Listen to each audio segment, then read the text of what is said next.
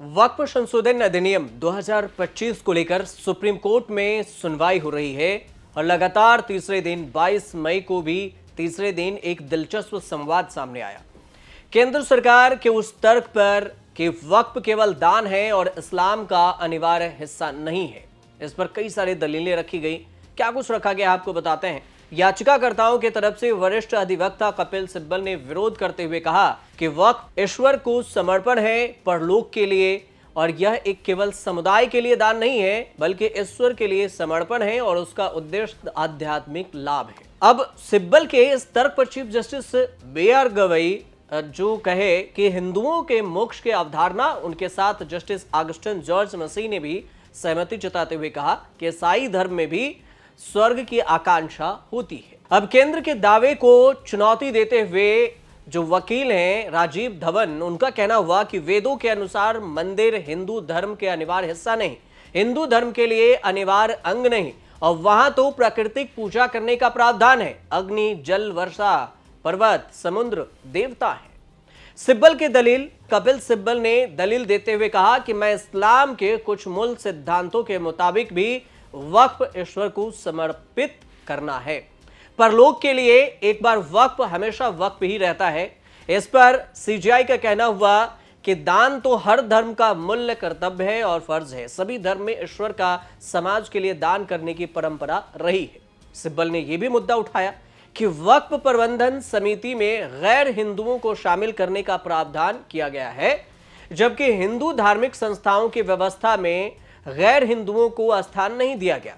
उन्होंने कहा कि जहां हिंदू धार्मिक न्यासों में गैर हिंदू शामिल नहीं होते, वहीं वक्फ में 4 गैर मुस्लिम सदस्यों के प्रावधान किया गया है। मेरे मत में एक भी काफी नहीं है। सिब्बल ने तर्क दिया कि वक्फ संपत्ति का रजिस्ट्रेशन न करने का नतीजा यह था कि मालिकाना हक छिन जाए, क्योंकि 1995 के अधिनियम ने राज्यों पर से इसे रजिस्ट्रेशन का दायित्व था और उसमें यह भी कहा गया 1954 से 2013 तक सिर्फ एक राज्य ने सर्वे पूरा किया। इसमें किसकी गलती? मुत्तविल ने कहा कि आपका कानून सरकार है। उन्होंने यह भी कहा कि इसी कानून की वजह से मुस्लिम समुदाय प्रॉपर्टी में से वंचित रह जाएगा, क्योंकि राज्य सरकारों ने सर्वे किया और यह कहा जाएगा कि वक्फ रजिस्टर्ड ही नहीं थे। सिब्बल ने तर्क दिया कि सरकार के पोर्टल पर कुछ राज्यों में वक्फ नहीं दिखाया गया।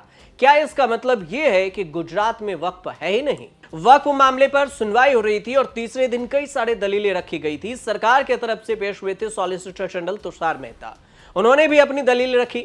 सॉलिसिटर जनरल तुषार मेहता ने इसको लेकर कहा कि किसी भी तरह के अंतरिम आदेश का विरोध उन्होंने कहा और कहा कि फाइल हियरिंग के बाद कोर्ट को अगर लगता है कि यह कानून असंवैधानिक है तो वह इसे रद्द कर सकता है। कोर्ट अंतरिम आदेश से कानून पर रोक लगाता है और इसी दौरान अगर कोई संपत्ति वक्फ की चली जाती है तो इसे वापस पाना मुश्किल हो जाएगा। उन्होंने दलील दी कि वक्फ अल्लाह का होता है और एक बार जो वक्फ हो गया उसे पाना आसान नहीं होगा। तुषार मेहता का कहना हुआ कि वक्फ बनाना और वक्फ को दान करना दोनों अलग है और यही कारण है कि वक्फ करने के लिए 5 साल के प्रैक्टिसिंग मुस्लिम का प्रावधान किया गया है, ताकि वक्फ का इस्तेमाल किसी को धोखा देने के लिए न किया जाए। उन्होंने ट्राइबल एरिया में बढ़ती वक्फ संपत्तियों को लेकर भी दलील दी कि अगर कोई आम आदमी ट्राइबल एरिया में जमीन खरीदना चाहे तो ऐसा नहीं कर सकता, कानून इसकी इजाजत नहीं देती। लेकिन अगर यही व्यक्ति वक्फ करना चाहे तो वक्फ करने के बाद मुतव्विल जो चाहे कर सकता है और यह व्यवस्था इतनी खतरनाक है जिस पर रोक लगाए जाने की जरूरत है।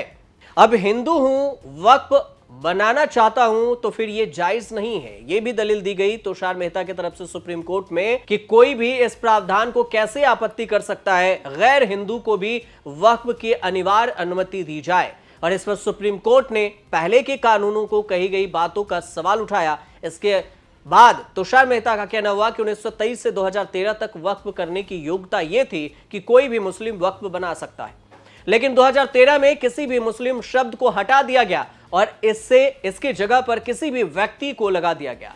अगर देखें तो हालिया संशोधन कानून में अब इसे हटा दिया गया है और अगर मैं हिंदू हूं और वक्फ बनाना चाहता हूं तो यह जायज नहीं है, तब ट्रस्ट नहीं बना सकता और वही काम करेगा क्या, यह भी सवाल उठाया गया। बी आर गवई का यह भी कहना हुआ और जस्टिस ऑगस्टिन जर्ज मसीह की बेंच तीसरे दिन जब सुनवाई कर रहे थे वक्फ कानून मामले पर, तो इसी दौरान एसजी तुषार मेहता ने इन दोनों के बेंच के सामने कहा कि वक्फ का मतलब होता है खुदा के लिए अस्थायी समर्पण। मान लीजिए कि मैंने अपनी जमीन बेची, पाया गया कि अनुसूचित जनजाति के शख्स के साथ धोखा हुआ, तो इस मामले में जमीन वापस की जा सकती है, लेकिन वक्फ अपरिवर्तनीय है। उन्होंने यह भी बताया कि ज्वाइंट पार्लियामेंट्री कमेटी जेपीसी का कहना है कि इन ट्राइबल एरिया में रहने वाले मुस्लिम देश के बाकी हिस्सों में रह रहे मुसलमानों की तरह इस्लाम का पालन नहीं करते हैं और उनकी अपनी सांस्कृतिक पहचान है। सॉलिसिटर जनरल तुषार मेहता के इस दलील और जस्टिस एसजी मसीह ने कहा कि इस्लाम तो इस्लाम ही रहेगा, कोई नहीं, कोई भी धर्म रहे एक है और अलग हिस्सों में रहने वाले सांस्कृतिक प्रथाओं में अंतर हो सकता है। तुषार मेहता ने कहा कि मैं बस पूछ रहा हूं कि क्या कानून पर रोक लगाने का यह कोई आधार हो सकता है क्या? मतलब सुप्रीम कोर्ट में जो तीसरे दिन वक्फ बिल को लेकर दलीलें रखी गई, उसमें कई तर्क वितर्क भी रखे गए। जो पक्ष की तरफ से है उसमें एसजी तुषार मेहता अपनी दलीलें रख रहे थे, सत्ता पक्ष केंद्र सरकार की तरफ से। विपक्ष में अगर बात करें तो याचिकाकर्ता की तरफ से कपिल सिब्बल और अभिषेक मनु सिंह भी अपनी दलीलें रख रहे हैं और उधर से सीजेआई है जॉर्ज मसीह, इसके अलावे बी आर गवई, इन दोनों के दलीलों को सुनकर जो भी सवाल मन में उठ रहा है उस सवाल के जवाब चाह रहे हैं। जिरह जारी है और इसमें दलीलें भी जारी है। इस पर फाइनल सुनवाई, फाइनल फैसला क्या कुछ आता है ये आने के बाद आपको बताएंगे, लेकिन कई सारी दिलचस्प कहानियां जो निकलकर सामने आ रही है सुप्रीम कोर्ट से वक्फ संशोधन विधेयक पर जो याचिकाकर्ताओं ने जो याचिका फाइल की है सुप्रीम कोर्ट में, इसी को लेकर जो दलील और सुनवाई हो रही है उस पर जो दिलचस्प पॉइंट है उसे हम आप तक पहुंचा रहे हैं। आपको कैसे लगी रिपोर्ट हमें जरूर बताइएगा कमेंट कर। अच्छे लगे हो तो हमारे चैनल से जुड़िए, सब्सक्राइब कीजिए, इसे शेयर कीजिए, कमेंट कीजिए और देखते रहिए न्यूज़ तक।